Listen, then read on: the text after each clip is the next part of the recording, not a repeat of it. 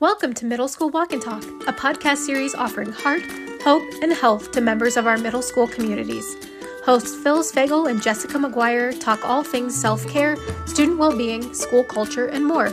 Middle School Walk and Talk is designed to support the concepts found in the Successful Middle School, This We Believe, and is a production of the Association for Middle Level Education. To learn more, visit AMLE.org.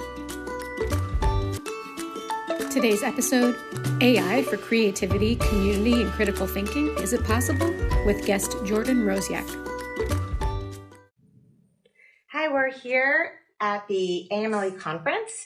We are about to talk to someone who I'm really excited to talk to. His name is Jordan Rosiak, and Jordan is doing really interesting work in the area of AI. He has a background in learning design and art education, and so he is approaching AI from just a really different angle and through a different lens than other people are. And I'm so excited to talk to you today, Jordan, and hear more about your work.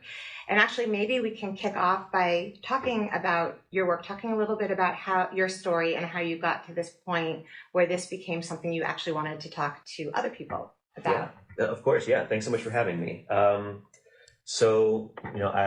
was a undergrad music student, music technology, sound recording, and kind of learned very quickly that life in a recording studio was not well suited to my pace of existence, or the things that I found most kind of like intellectually stimulating. I think that it's certainly a skill set, and I have deep admiration for people who do it as a living, but just as a form of, graduating college at the age of, 22 and realizing like this was not necessarily what I thought it was going to be, but I'm glad for the experience and the learnings that it provided me. I stuck around higher education, wound up doing my master's in digital pedagogy, so thinking about the arts and online learning.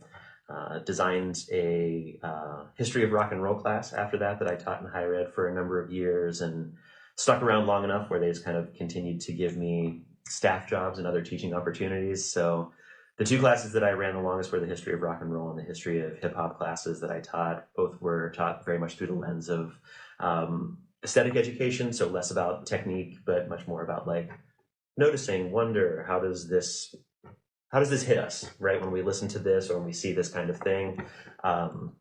And did a doctorate after that in instructional technology, where my interest again was really in the space of what is it to leverage technology for things that are very human about us? Like, what is it to kind of dig into technology for fostering curiosity or for growing a sense of community in a classroom space or in an ecosystem?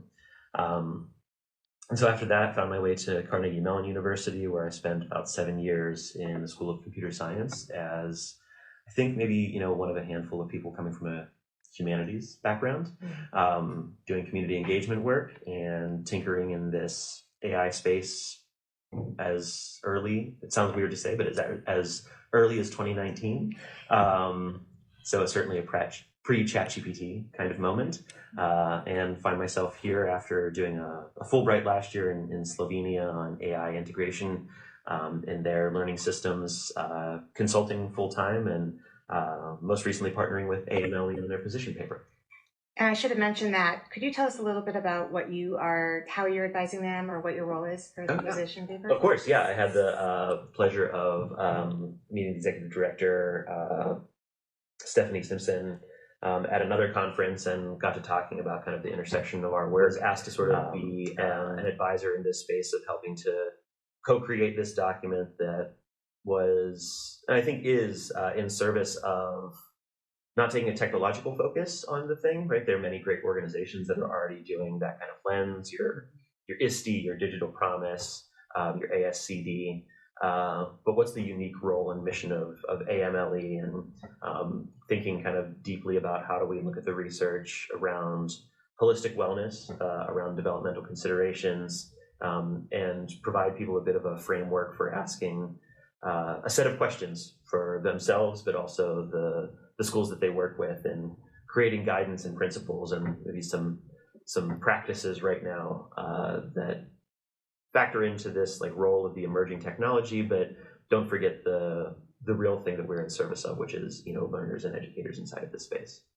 I think that many of our listeners probably right now use AI to more so automate tasks, because that's, I think, maybe the first thing that you start to do when you're experimenting with that. And I think that is maybe the lens that they have now, many of them, about how students might be using or could use AI. Mm-hmm. But how can AI also be used to enhance creativity and community and critical thinking? Yeah.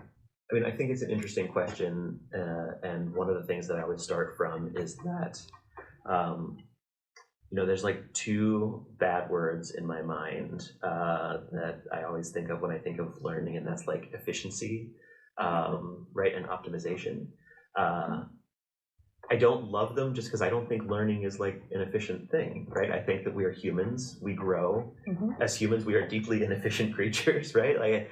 Because I think that's part of the role of what we do, is working with other people, having a little bit of like friction and creative grit in the space. And so I certainly appreciate the space that AI is occupying and like helping educators and administrators who are deeply overtaxed in the system to relieve themselves from some of those spaces, right? And like, if you need help designing a lesson plan or crafting a communication, I think that's okay, as long as we're keeping kind of oversight and not just taking what we get from it and using it carte blanche, right? But I think that part of the answer to your question that I want to get to is like, we need systems that reward those things. Right. If we want creativity and we want collaboration and we want critical thinking to show up in a classroom, I think that means sometimes we need to rethink what pedagogy might look like inside of this space, but also acknowledge that systems that reward things like test scores or other things don't often provide the space to actually lean into those considerations. Right. And so, the first question or the first answer for me is like, what are the metrics we're going to judge this by? If we're still going off of test scores, it's really hard to use that test score to evaluate creativity, right? And so part of this is the big looming issue right now is like, how are we rethinking assessment, right? Well, maybe within regards to assessment, we need to factor in elements of what does process look like for us, right? How are we using process, not just the final product that a student is providing, to think about things that are really valuable in learning, that we know are valuable. How are we inspecting things like metacognition? How is a student thinking about their own learning, right? We've seen glimpses of that in the form of exit tickets and that kind of thing, but to the extent that it might be more fully integrated into classroom practice, I think there's a lot of value there. So, it's maybe it's both experimenting with the technology in that space of efficiency, right? And gaining a level of literacy with it, but then not just stopping at that level of literacy for the sake of efficiency, but really providing educators a space to experiment themselves, giving them a sense of autonomy in the classroom to dig into their practice, all while keeping students safe, right? Like, not all tools are meant to be in a classroom, right? And so it doesn't mean that we need to let ChatGPT or choose your favorite generative artificial intelligence to just open the floodgates, but like, how are we doing this in a mindful, considered way as a system, as a school system, as a building, knowing that everyone is impacted by this decision. It's not just students, it's educators, it's administrators, it's your staff in the front office. So it's all those considerations, and that's a difficult thing, right? We don't often take a systems approach. We always think of like learners as the end goal and teachers as facilitating that. And I think that those two things are true, but there's a lot of parts that have to work in conjunction with one another to make a space for growing creativity, growing collaboration, and growing critical thinking in a classroom. I love that, and it's a great segue into my question, because I'm really interested in, I'm a school counselor, just for context, but so much of what happens in a middle school classroom relates to the developmental phase, whether or not they're willing to take a risk, whether or not they want to throw out an idea, whether or not they want to role play in front of other people. Mm-hmm. And so I also was interested, as you are, in taking AI in a direction where it is actually helping kids grow. We can't make it go away, so let's see how we can help kids, and ended up making a web-based social skills AI coach app that's curated so that they're not getting like all of the just junk in the universe, And if anyone wants to try it, it's free right now. It's socialplaybook.app. But when you think about it from that skills lens and your work, and you're in the classroom, and a teacher wants to try AI, what are some of your favorite ways they can use it in the service of kids creating some of those skills you're talking about, like curiosity and creative thinking, without bringing in all the junk that we don't want them getting? Yeah, and I think that is we are finding like that is a magic question right now, right? Like that is an open-ended question. There are many kind of entries into the market. You have things like Magic School or Brisk AI. I am not representatives for those companies, so I don't have a deep intimacy with what they're doing. But I will say that I think what is interesting to me, to answer the kind of like question that you were looking at, is that like, what are other organizations that are focused less on the logistical infrastructure and the efficiency question, right? Not to discount those, but what are organizations? I know a fantastic tool that I've used and I've had experience with the company is PlayLab AI. It's a nonprofit. They work inside of schools, but they've created a system where educators can participate in trainings, but the end result is kind of a sandbox approach to being able to build your own quote unquote large language models, right? So you get to see behind in like a non-coding capacity, right? Like what kind of rules do you want to build into this? What skills do you want it to have? What knowledge do you want it to pull from, right? And so, I built one as part of my training that was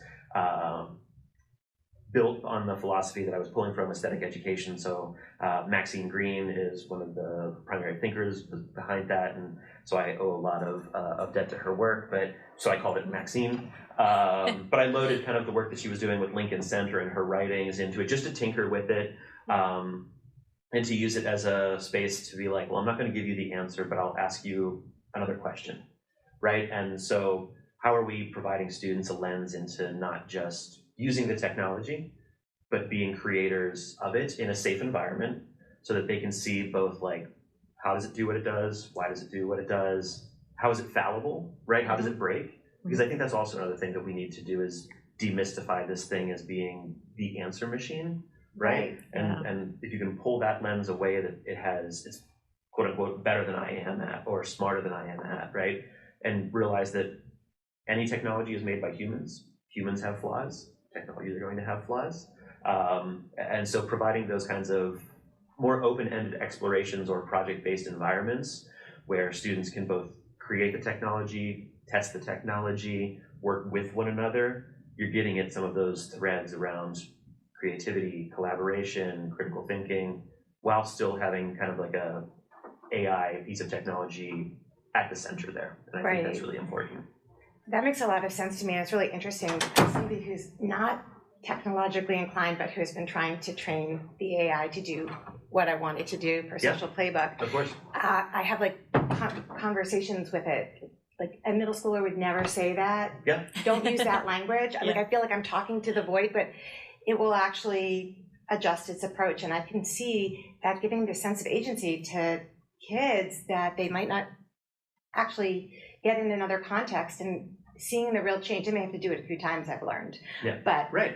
that is giving them a little bit of control that right now I think everybody feels that they have no control over technology. Correct. And AI is so new and it's misunderstood. So I love the idea of actually having kids train their models. Yeah. And I think that goes to another thread for me that's really important, which is from a developmental lens, even younger than middle school, but continuing on, is to the extent that we can encourage not anthropomorphizing the machine, I think is also really important, right? Like it has quote unquote human-like aspects to it, but it is not your friend. It is not, right? So like going to it and asking it for, mental health advice or medical advice, there's nothing back there, right? It is not a trained entity in that. There's no certification process. It has no sense of empathy or ethics. So, being able to encourage them to see it for what it is without creating this kind of like, Wizard of Oz, like this all-being thing that sits there. It doesn't know you. It doesn't know your family, your friends, your circumstance, any number of those things. And so how are we helping students from a wellness and a mental health lens not give too much power to the machine. That actually is my biggest worry about it, because there, no matter which model you're looking at, or whether it's curated or not curated, the AI is designed to be so affirming. Right. And to just give you credit for just coming up with the best idea. I can see how if you're a lonely kid, or if you're asking it for advice and it's always right there to respond right away, how you could start to feel like it's a friend. Yeah. And I think it's more than just education. I think we have to actually talk to them about how they feel when they're on there and what it is that they're getting from it, so that they can just recognize maybe when they're getting pulled in. But that does scare me about AI. Yeah, I can see that too. Like I know kids at my school who will just hold a conversation with an AI tool, and I'm like, what? For what purpose? Like, we're all here also to talk to in person. So it could be like a slippery slope. Yeah, I think that those are the things, like along with the efficiency question for educators, the quote unquote loneliness question for learners or adults, right? Like when we think of technological solutions to them, in my opinion, those are technological band-aids on larger systemic issues, right? And like when we think about those things, I don't want to dismiss the positive impact that a technology might play in that space, but I also don't want to pretend that there's not a larger systemic issue and breach that we really need to focus on, that like teachers are just overtaxed, right? They need more space and time to do the things that they are qualified to do and trained to do. We need to encourage learners, adults, to be in community with one another. We need to teach them that like, this is a conversation, right? And that sounds in some ways superficial or soft, right? But I think it's the place where we find ourselves, where especially in the aftermath of something like COVID, right?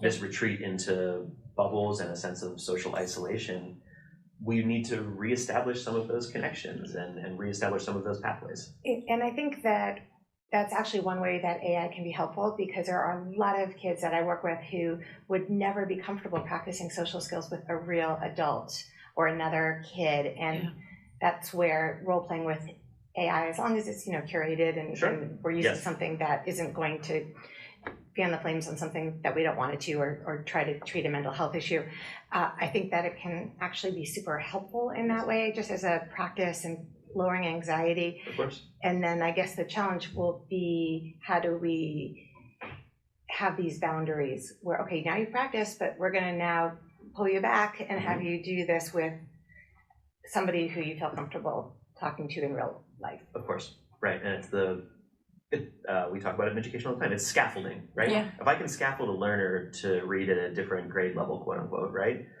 I can scaffold a learner to be a better collaborative partner, right? Just because we measure one a lot doesn't mean that we can't measure the other one. So. All right, so with all of your knowledge about AI and thinking about the future of AI in education, what truly does excite you most about that, but what also is something that might give you pause? Yeah, I think the good news first or the bad news first? Up to you. I think the scary part for me is that I don't want to dismiss local anecdotal information and like the insight of educators, but we don't have any research that is like longitudinal right now. Like, we are living in an experimental phase of this thing. Yeah. And so it's not to say that we don't have any research. There is research emerging and good research, but I think that something that comes up for me is that like we are all just taking best guesses right now in this space. And I was at a university that was a science and technology focus where I was, and the move fast and break things is like a quote unquote fun motto. If I think you're talking about like rapid prototyping with machines and technology and like figure it out, I think that slogan is a lot worse when you're talking about people and systems, right? And I worry right now that we have moved very fast with this thing and started to break a system that involves millions of people. Not just like the social fabric aspect, but I think specifically inside of this context for teaching and learning. So I think that teachers are put into a place of really needing to rapidly shift pedagogy in a space where they don't have a whole lot of time to begin with, right? And so that's a concern of mine with the technology, is where we are right now. My hope for the technology and where I would love to see it go is, like, to the extent that it highlights the fact that educators are not just content distributors, right? Like, educators do so much more than, fill our heads with knowledge about literature or math or art or science, whatever it winds up being. They are relationship builders, right? They are curators of learning experiences. They construct environments for learning. No AI will ever be able to do that. And I think that if someone has ever suggested that, spend a day in a classroom with 40 kindergartners, right? I think, like, what that's like. So I think that my hope is that it sheds a light on the incredible work that educators do. And from a technological lens, I would love to see it evolve into a place of being a meaningful collaborator alongside of the educator, them being able to safely go to a space and think about, how do I differentiate this task for this learner who might be neurodivergent, but this other learner who may have other needs inside of my space, right? So thinking about it through the lens of artful collaborator is a hope and aspiration of mine, but not to the detriment of making sure that, like, educators deserve their flowers for the work that they do. Thank you. That's a great answer. It sounds like just using it as a tool, as opposed to a replacement or a completely new way of doing everything, which I think sometimes schools move too quickly from one curriculum to another, and you don't always have all the research, and it's in some ways it's kind of just another iteration of those kinds of mistakes, and we've learned from that. We don't need to do that. But that leads me to a related question, which is around trust. Mm-hmm.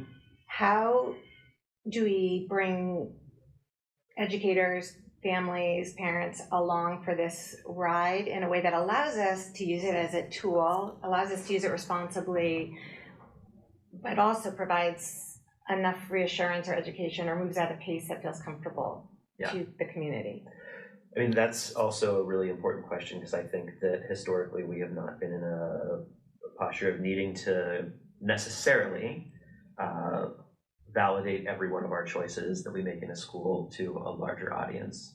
I think the conflation of use of AI with the word innovative or innovation is a dangerous comparison, because I can use AI today and I can still replicate systems that have been in place for over 100 years, right? And so I don't know that it's a useful thing to just use AI for the sake of using AI to tell your parents, school board, whatever it winds up being, that you're doing this thing. But to my point earlier, it is a ecosystem, right? Like, students are in a school for part of their day. They go back to a home, family, or caregiver the rest of the day. Those people also deserve to be brought into the conversation. And I think part of that is acknowledging that we are all in a place of learning. And then to my, mentioned it earlier, that, like, we're just making best guesses right now, but we can make best guesses with safety and trust in mind. And so, not that every parent has the opportunity or time to do it. Are there book clubs or regular, like, monthly meetings that we can establish as part of a cadence to bring people into this space to understand what the technology is? How is it being used in our space? How are we putting it into newsletters, or perhaps even something like this, like a simple conversation over a podcast that a parent might be able to download or take a look at, right? Also, how are we meeting them where they are? Can we provide assignments that the students can do at home with their family or caregivers to, like, build shared knowledge and make that a part of what we're doing? I think that there's lots of ways and means to respect the fact that families and caregivers need to be brought in and educated as well. I think they might just not be the things that we're doing with frequency right now, because we haven't had the same sense of urgency around something for quite a while. But I think that there's moments where there's certainly a place for creative thinking about how we're expanding that definition of community and sharing in the ecosystem to make sure everyone is at the very least informed, but also to provide a sense of voice and agency in the conversation. Maybe that's one area where COVID actually will help, because everybody had to pivot so fast, and we now know what that looks like, and that sometimes you have to do that, especially if you have no choice. If the technology is coming or the virus is coming, you have to just change the way you do things. So maybe that will actually make it easier for parents in the community to just wrap their heads around all of this. Yeah, and I think that hopefully I come back to the aesthetic education element, but one of the things that was a disposition in that was a comfort with ambiguity. And I think that that's not necessarily something that we teach a lot of in schools, but we have certainly been forced into a place of ambiguity over the past 5 to 6 years for various reasons, right, around like COVID or funding or any number of questions there, right? So I'm not saying that that was how it should have been done, but I do think that we are in a place now where we've built up a little bit of muscle around our ability as educators and education systems to like artfully pivot and to think on our toes. And so hopefully this is a moment where we can call upon that again. Jordan, Phyllis and I are ending each podcast with one final practical question. So could you talk to us about one way middle school educators could begin to explore AI with students in a safe, meaningful, and engaging way? Yeah. I would point anyone who is dipping their toe into this space. One, Play Lab is just it's a really great tool. I don't get paid per time that I say that. I just think like as an organization, I think they're doing really great work, and I think it's a tool that deserves to be fronted as providing a space to do kind of like safe and engaging work. The other side of that for me is right now we need to develop a shared language and a shared grammar around this, and so Digital Promises AI Literacy Framework is a really great place to start. It provides a really digestible visual around what is AI literacy, but then it goes deeper than that and provides sort of like the content of what are student look-fors in a classroom that I can kind of see, like, are they developing this capacity or this skill set, right? And so it's a place to begin digesting some of the language so that when I say AI and you say AI, we're talking about the same thing, right? And I think that that's a really vital place to begin with a shared set of language and a safe playground to use it in. Thank you for those resources. That's great. Where can our listeners connect with you and learn more about your work?